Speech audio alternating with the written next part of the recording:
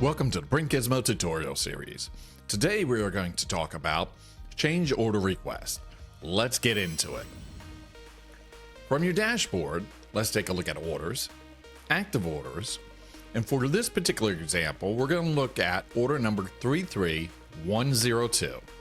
Go over to the actions column, hit the drop down for the action menu, and select View Update Order. We can now see that we have a change order request button. Click that button. We have an alert. Do you want to initiate change request? Yes, we do. And click OK.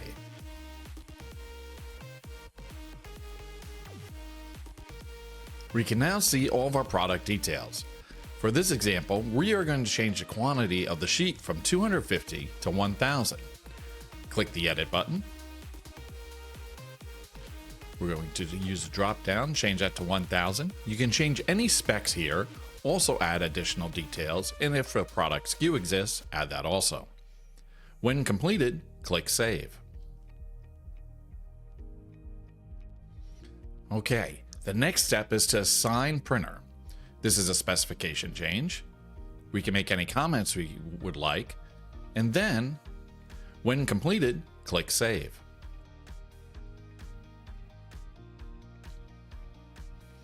We have now created a change order request. Our change order request number is 60.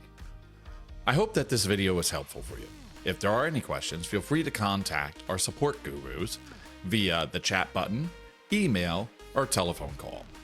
Have a fantastic day, and bye for now.